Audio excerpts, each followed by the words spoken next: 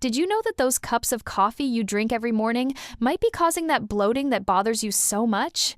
Hi, I'm Dr. Emma, and today I'm going to reveal something that probably no one has told you about your favorite drink. For over 20 years, I have worked with older adults, helping them improve their health and well-being. And I have seen a pattern that repeats over and over. Patients come to my office complaining of abdominal discomfort, constant gas, that feeling of being bloated all day, and when I start investigating their daily habits, I discover that almost all of them have something in common. They are drinking more than 2 cups of coffee a day. Before we begin, let me know in the comments where you are watching this video from so I can see how far it has reached. Look, I completely understand the addiction to coffee. It's that hot cup that wakes you up in the morning, that comforting ritual that helps you start the day, that little boost of energy you need after lunch. I myself used to drink 4 or 5 cups daily. I felt energized, productive, ready to face any challenge. But my body was paying a price I didn't want to acknowledge. I constantly felt bloated, experienced heartburn after every meal, and had that uncomfortable feeling of abdominal heaviness that just wouldn't go away. That's when I decided to thoroughly investigate what was happening in my body. And what I discovered surprised me so much that I completely changed my relationship with coffee. It turns out that coffee, although it has countless scientifically proven benefits, is also highly acidic. When you consume more than 2 cups a day, that acidity starts to irritate the lining of your stomach. Think of it as if you were constantly spraying acid on a delicate surface. Over time, that surface becomes inflamed, irritated, and your body reacts by producing more gas, more inflammation, more discomfort. But here's the part I really want you to understand. It's not just about the acid. Coffee also stimulates the production of hydrochloric acid in your stomach. This acid is necessary to digest food, but when you produce it in excess, because you're constantly bombarding your digestive system with coffee, you create a hostile environment in your gastrointestinal tract.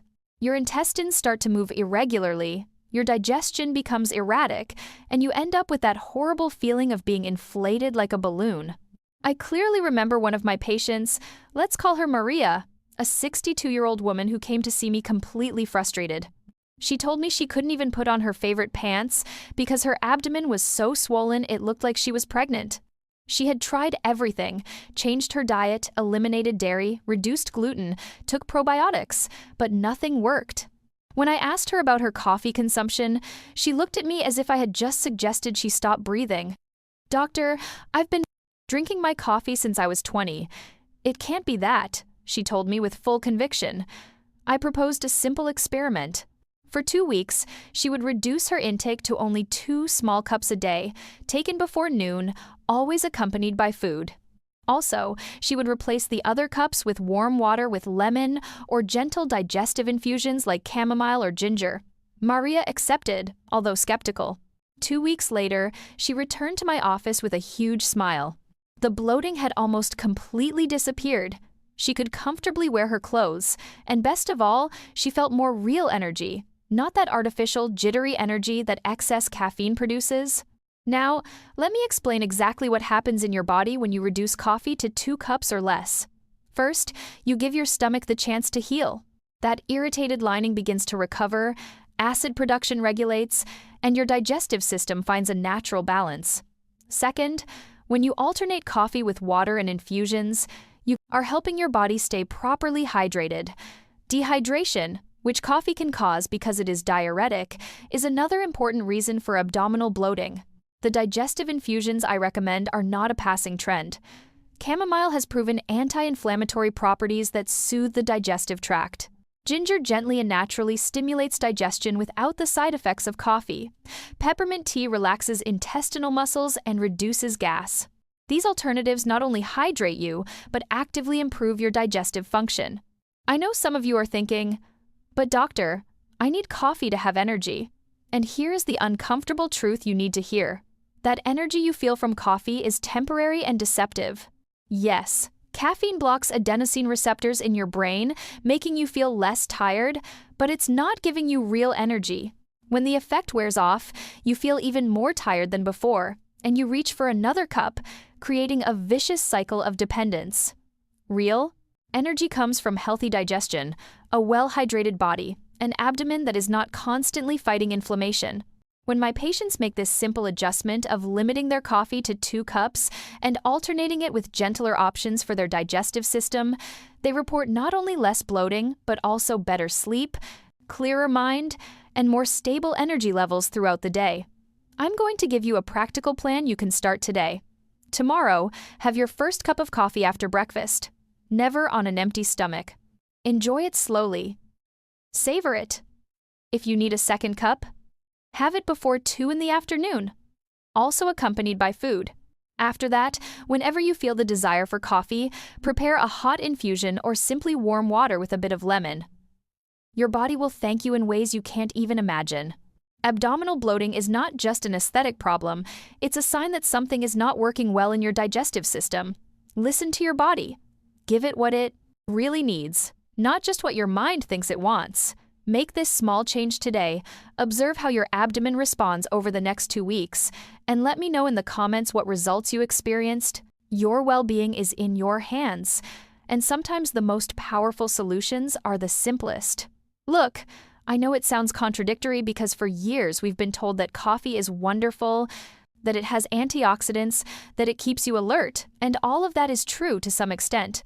But let me tell you what really happens in your body when that 3rd or 4th cup of the day reaches your stomach. Coffee, especially when it's hot and concentrated, causes your stomach to produce more acid than necessary.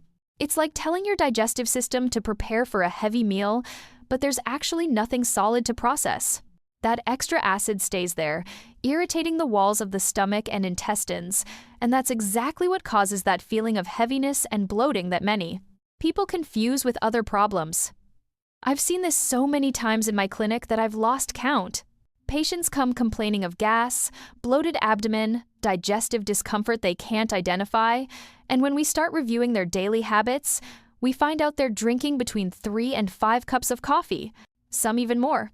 And the worst part is that many times they drink it on an empty stomach, thinking it's a good way to start the day. But that's the last thing you should do if you want to keep your digestive system functioning optimally.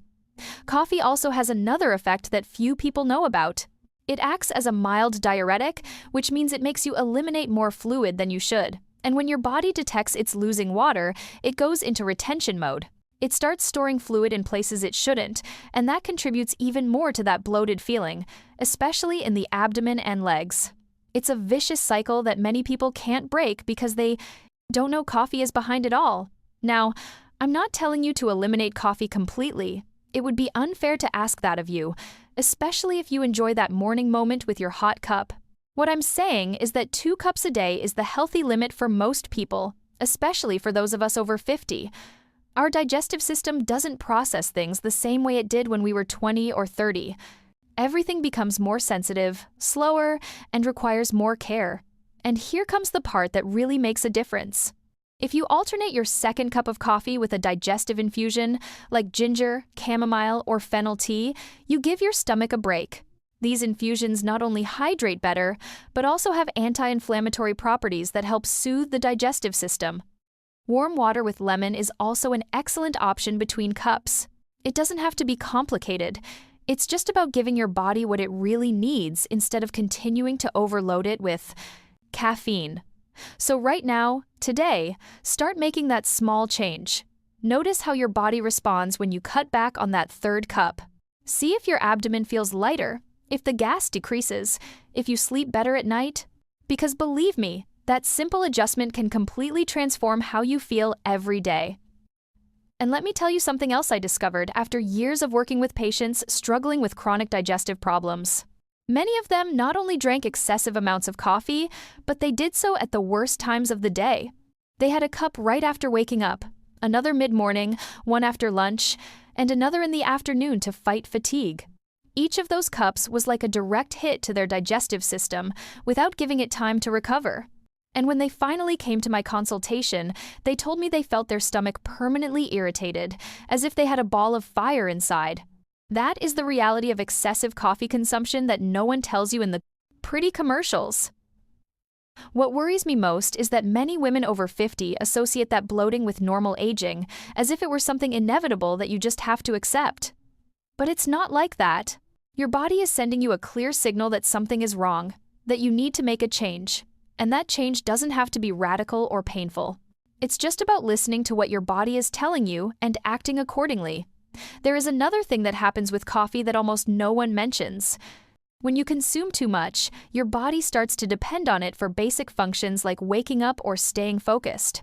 That means your natural energy, the one that should come from good rest and balanced nutrition, is completely overshadowed by artificial caffeine. And when you try to cut back, you feel tired, irritable, with headaches. That's not your body failing. It's your body trying to readjust after having been running on a constant stimulant. That's why I insist. So much that the 2-cup limit is not arbitrary.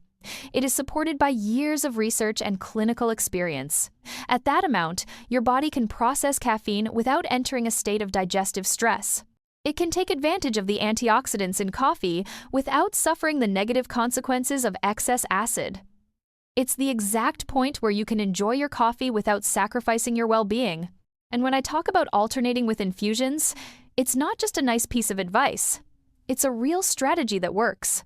Ginger tea, for example, not only soothes your stomach but also helps reduce inflammation throughout your body. Chamomile relaxes the intestinal muscles and eases digestion.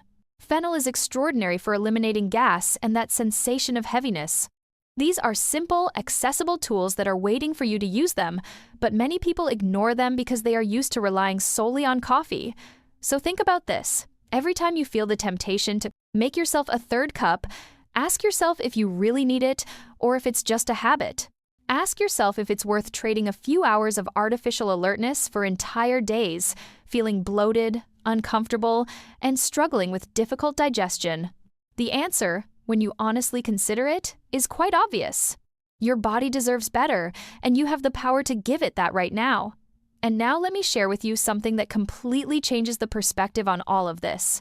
For years, I thought the problem was only the amount of coffee, but after working with hundreds of women, I realized there was another factor just as important that no one was considering: the quality of what you drink. It's not the same to drink freshly ground coffee from a good source as it is to drink that instant coffee full of additives that many commercial brands sell as if it were the same. When you consume low-quality coffee, you're not only introducing caffeine into your system, but also an alarming amount of chemicals and preservatives that further irritate your stomach. It's like pouring gasoline on a fire that's already burning. And here comes something I think is crucial for you to understand. Coffee is not your enemy. In fact, when consumed consciously and in moderation, it can be an ally for your health.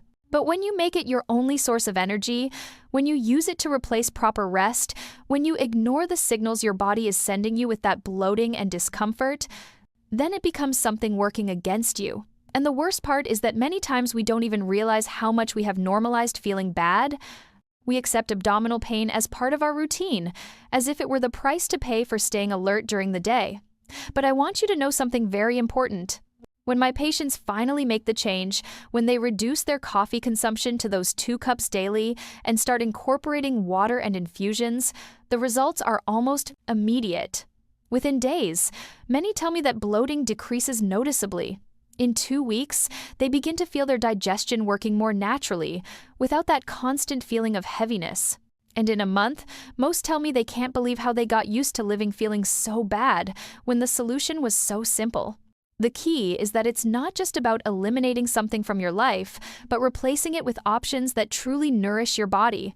That cup of ginger tea mid-morning not only soothes your stomach, but gives you a moment of pause, a moment to connect with yourself.